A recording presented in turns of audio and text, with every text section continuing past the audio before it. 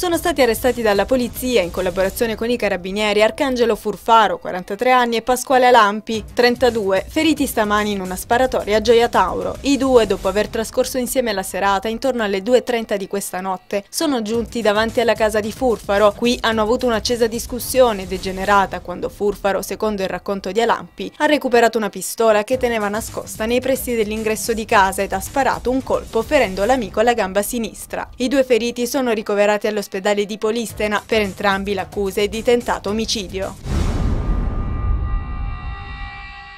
Prima prova scritta questa mattina per quasi 500.000 studenti. In Calabria anche Miss Italia alle prove con gli esami di maturità. Sono stati proposti Montale con Ammazzare il tempo, Il labirinto per l'ambito artistico-letterario, Hans Johanns, Principio di responsabilità, un'etica e la civiltà tecnologica, La crisi e i giovani con brani di Steve Jobs e ancora Hannah Arendt e Lo sterminio degli ebrei, Il bene comune individuale con brani di Aquino e Rousseau. Infine Avevo 20 anni, sogni e stili delle nuove generazioni. I candidati potranno consultare il dizionario di italiano e non potranno uscire prima di 3 ore dalla dettatura del tema.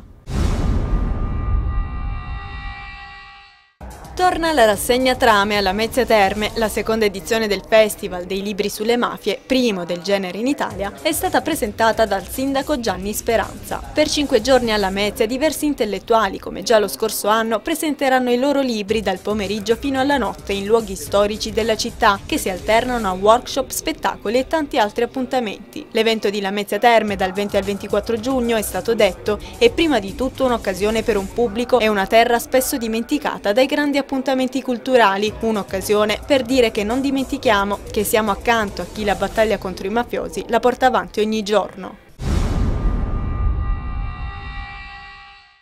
Ha festeggiato i suoi 100 anni insieme al sindaco della sua città e agli altri ospiti dell'Oasi Padre Pio di Catanzaro Lido, una festa in onore di Francesco Antonio Romanello, ex ufficiale dell'esercito nella seconda guerra mondiale ed ex esattore delle tasse, che ha spento 100 candeline fra l'affetto dei tanti presenti. Sergio Abramo, accompagnato dagli assessori alle politiche sociali Caterina Salerno e ai servizi anagrafici Rosanna Rizzuto, si è recato nella struttura assistenziale per spegnere le 100 candeline assieme al neocentenario, al quale è stata consegnata una targa, presente anche l'assessore regionale Domenico Tallini.